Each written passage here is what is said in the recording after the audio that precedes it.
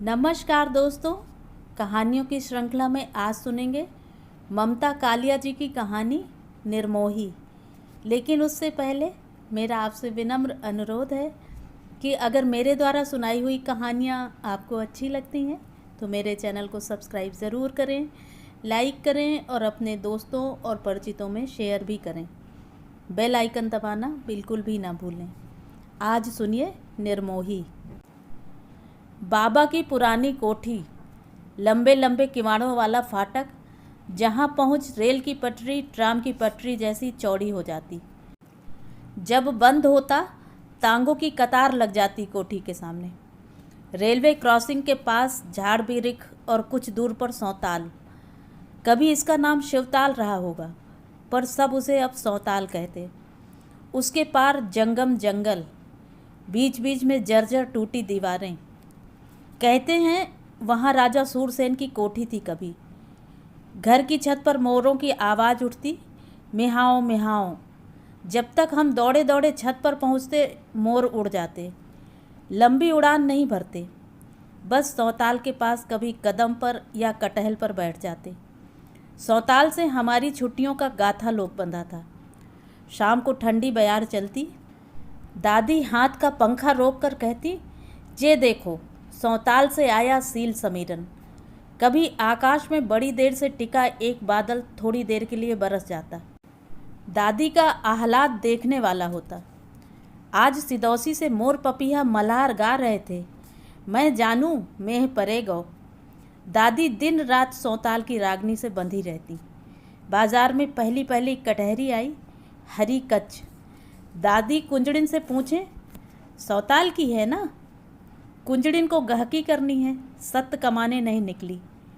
हम बे मैया, और जे कचगार जे लाली सेम सब सौताल की है ना? हम बे मैया, सारा झुआ उहीं भरायो है। दादी तरकारी लेकर आंगन में बैठ जाती तख्त पर। एक एक तरकारी छांटती छीलती, उनकी पोथी का एक एक पन्ना खुलता जाता। जे कचनार राजा जी ने लगवाया हो, उनकी रसोई में एक दिन पूरी ब्यालू कचनार की रंधे है। कचनार की भुजिया, कचनार का रायता, कचनार का अचार, बाजरे की बेणवी।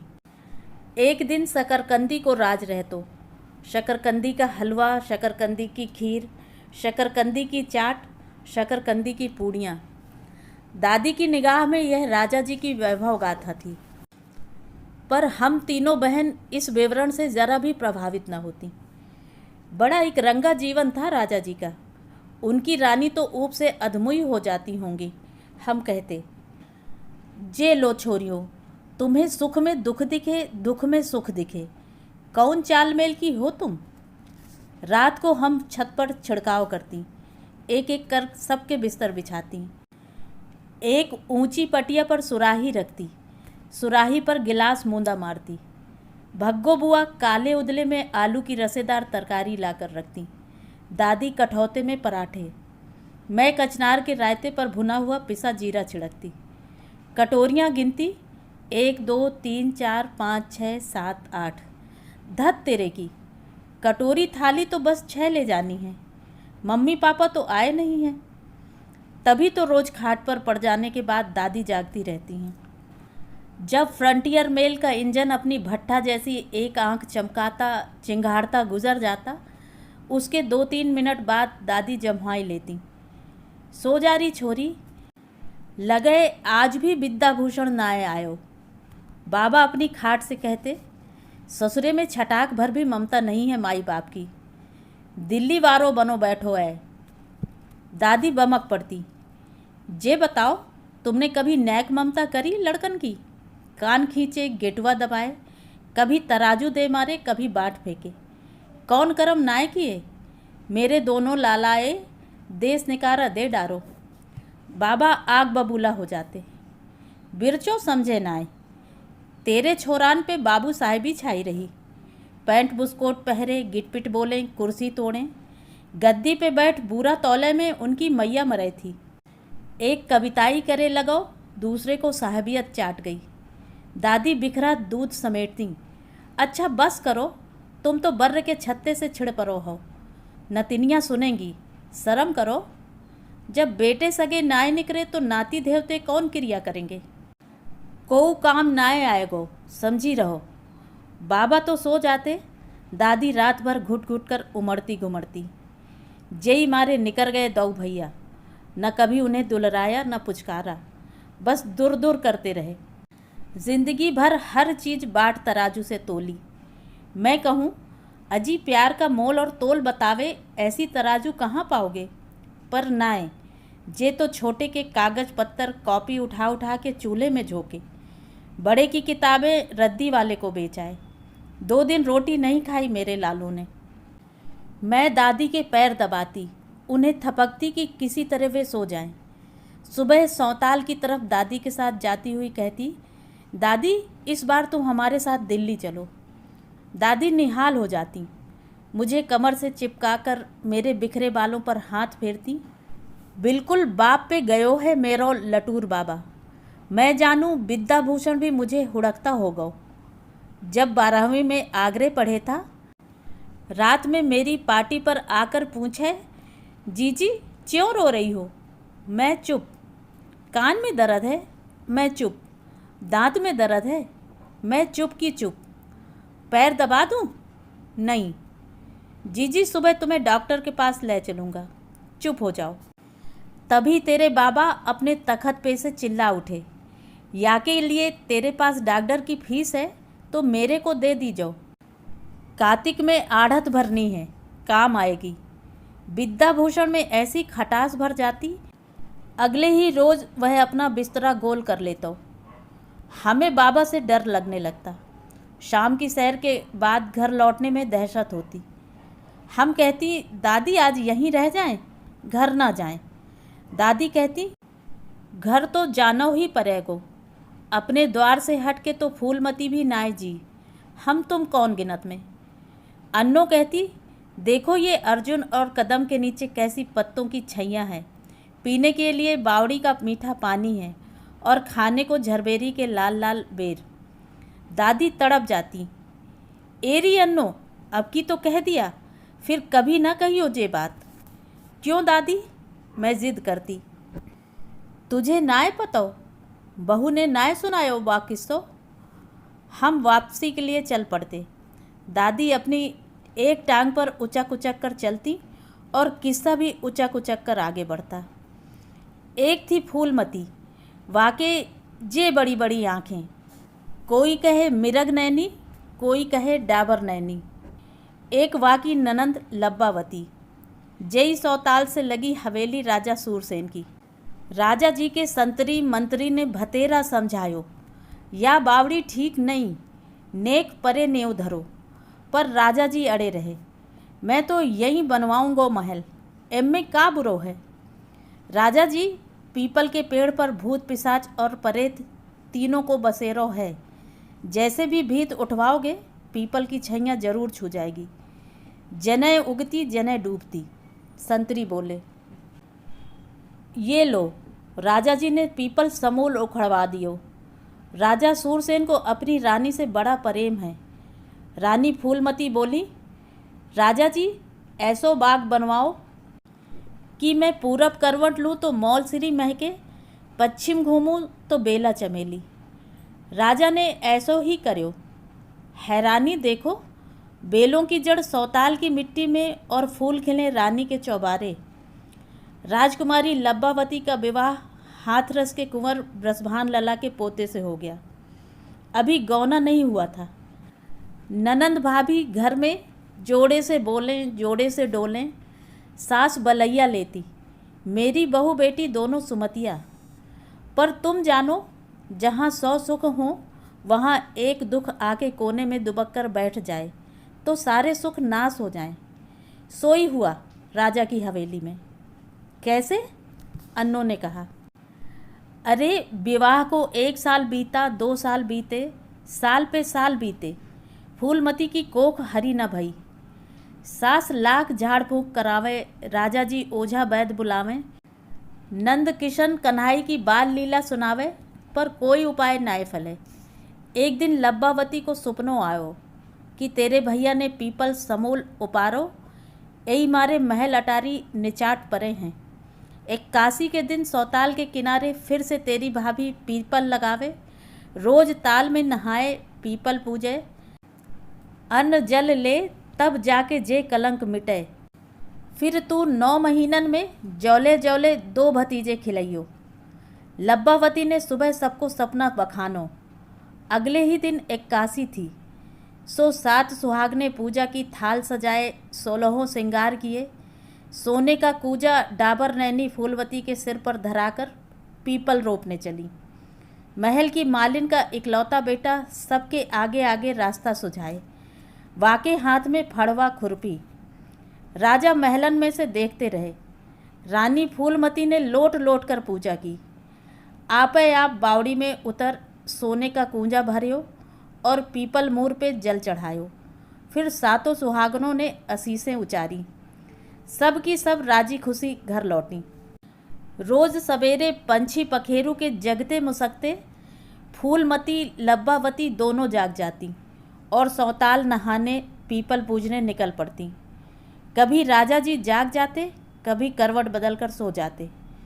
फूलमती भाईली ननन से कहती, तेरे भैया तो पलिका से लगते ही सो जाएं।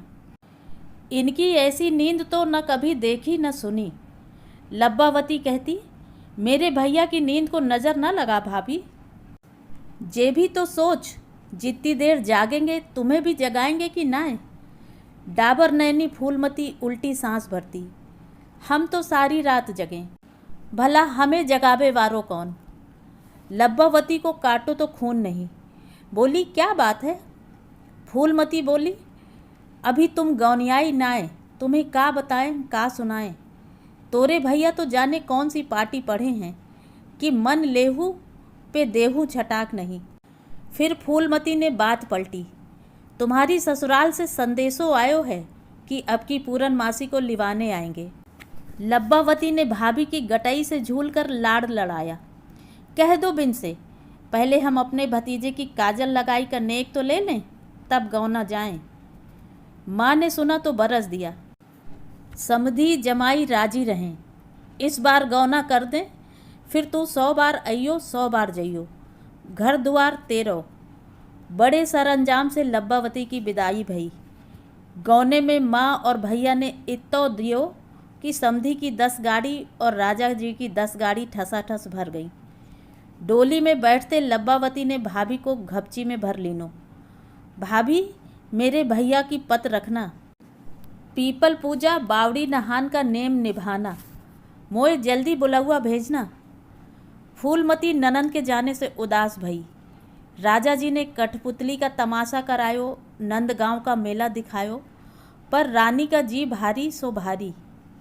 सुबह सवेरे अभी भी वह रोज सौताल नहाए, पीपल पूजे, तब जाकर अन्न जल छुए। अब इस काम में संगी साथी कोई न रहो। एक दिना रानी भोर होते उठी, एक हाथ पे धोती जंपर धर्यो, दूसरे पे पूजा की थाली और चल दी नहाने। उस दिन गर्मी कछु ज़्यादा रही कि फूलमती की अग्नि। गले गले पानी में फूलमती खूब नहाई। अबेरी होती देख फूलमती पानी से निकली। अभी वे कपड़े बदल ही रही थी कि वाकी नज़र झरबेरी पे पड़ी। गर्मी में झरबेरी लाल बेरों से बौरानी रही। इत्ते में घर आ गया। अन्नो बोली, दादी तुम्हारी कहानी बहुत लंबी होती है।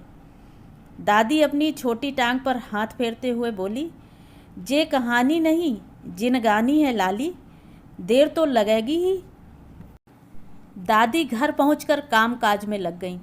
मुझे लगता रहा, लो डाबर नैनी को दादी ने सौताल पर गीला नंगा छोड़ दिया, जाने वह कब घर पहुंची।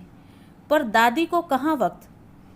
कभी बटलोई चूल्हे पर धरे, कभी उतारें, कभी रोटी तवे पर, कभी थाली में। हम तीनों उनकी भरसक मदद करती, पर चौके में दादी के बिना कुछ हो ही ना। दिन में 2 बार मैंने और अन्नों ने दादी को याद दिलाया, दादी कहानी। उन्होंने बरस दिया, ना दिन में ना सुनी जाती कहानी। मामा गैल भूल जाएगो। मैं चुप। मेरे 4 मामा थे और अन्नो शन्नो के 3। 7 लोग रास्ता भूल जाएं, यह कैसे हो सकता है। रात को ब्यालू निपटते ही हम दादी को घेर कर बैठ गए। अन्नो उनकी टांगें दबाने लगी। मैंने सिर दबाना शुरू किया। दादी फिर क्या हुआ? अज्जे राम रे, मैं तो बहुत थक गई। देखो, हुंकारा भरती रहना, कहीं भटक भूल जाऊं तो टोक देना, नहीं फूलमती को न्याव नाय मिलेगो। हाँ तो फिर क्या था? फूलमती ने न आगा सोचा न पीछा, बस बेर तोड़ने ठाड़ी वह गई। उचक उचक कर बेर तोड़े और पल्ले में डाले।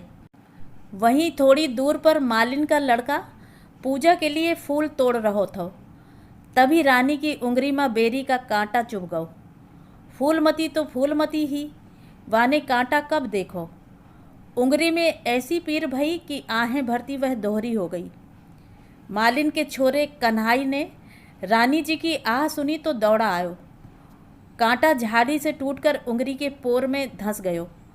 मालिन का छोरा कांटे से कांटा निकारनो जानता रहो, सो वाने झरबेरी से एक और कांटा तोड़ रानी की उंगली कुरेद काढ़ दियो। कांटे के कढ़ते ही लोहू की एक बूंद पोर पे छलछलाई।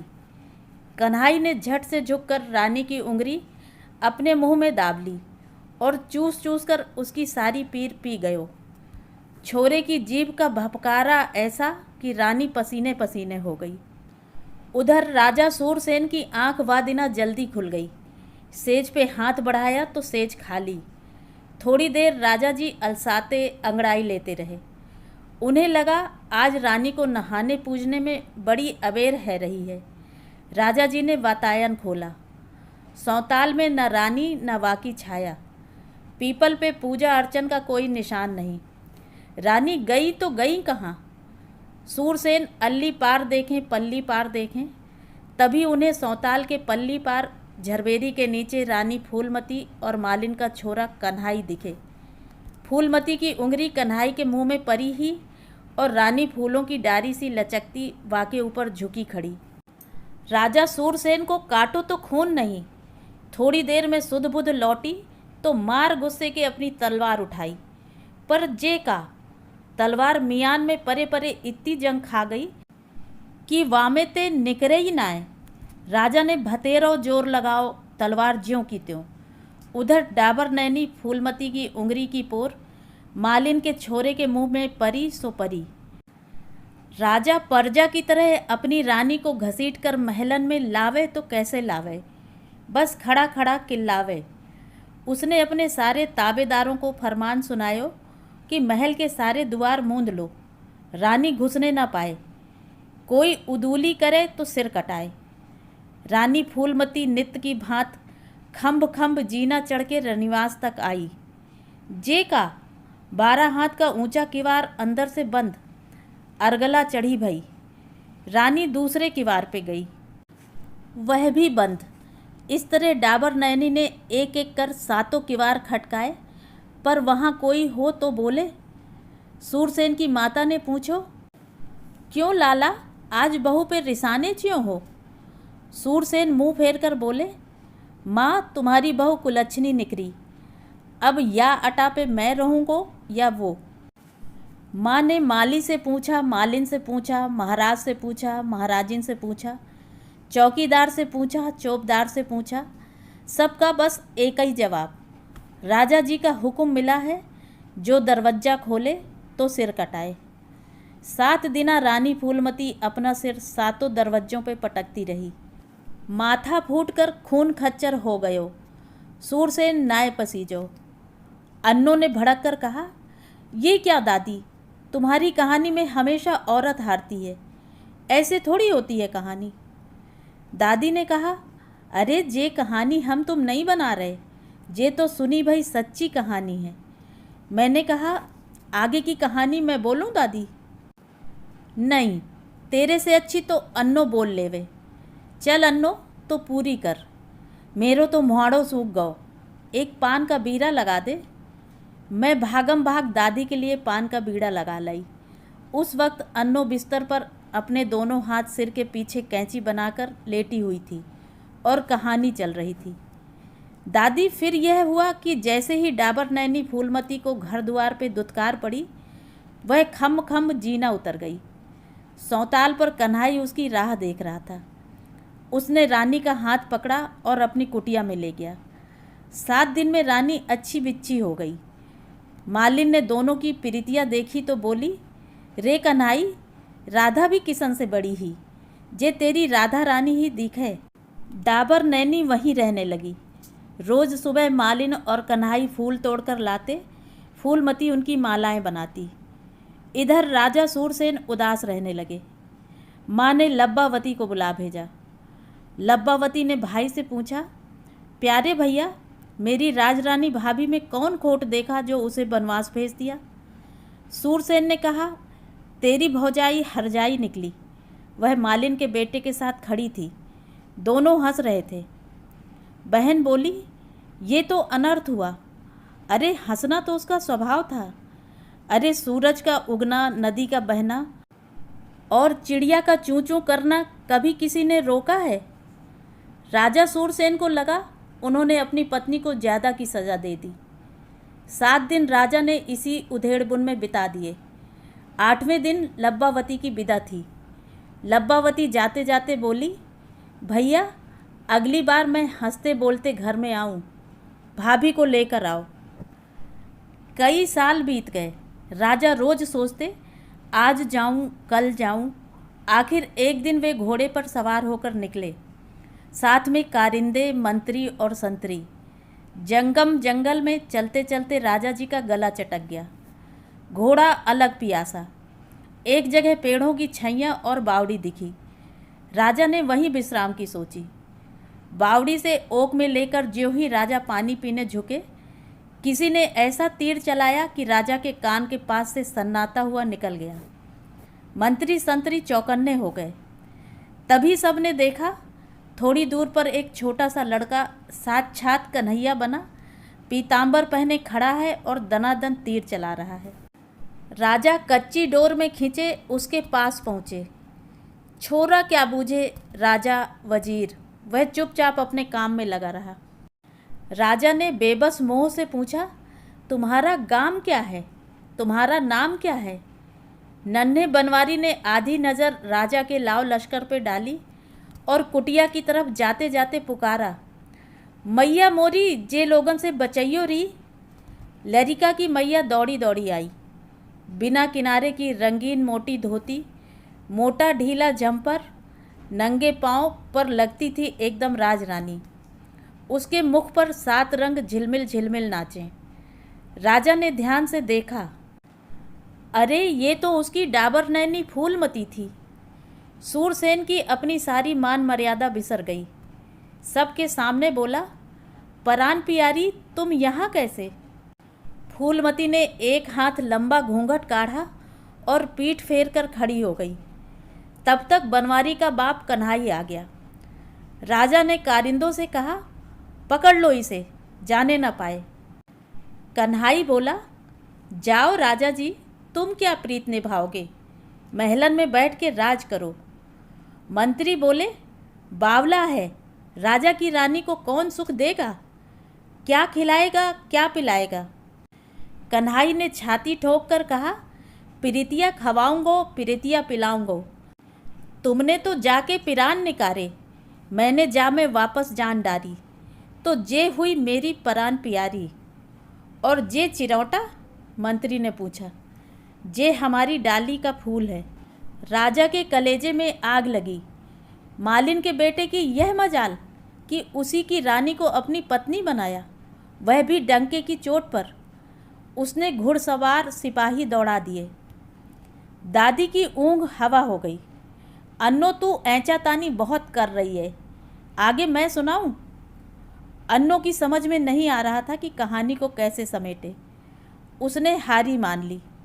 अच्छा दादी, तुम ही ख़त्म करो।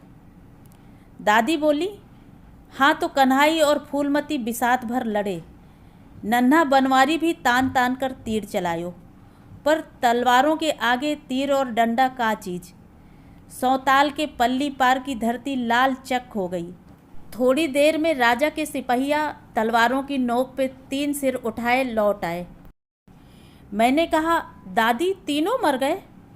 दादी ने उसास भरी, हम्बे लाली, तीनों ही ने वीरगति पाई। यही मारे आज तक सौताल की धरती लाल दिखे। वहाँ पे सेम उगाओ तो हरी नहीं लाल उगे, अनार उगाओ तो कंधारी को मात देवे। और तो और वहाँ के पंछी पखेरू के गेटवे पे भी लालधारी जरूर होवे। ना रानी घर द्वार छोड़ती, ना बाकी ऐसी गत होती। अन्नो और मैं एक साथ बोले, गलत, एकदम गलत। निर्मोही के साथ उम्र काटने से तो अच्छा था घर छोड़ना। रानी ने बिल्कुल ठीक किया। तो ये थी कहानी। कहानी आपको कैसी लगी कमेंट करके ज़रूर बताएं।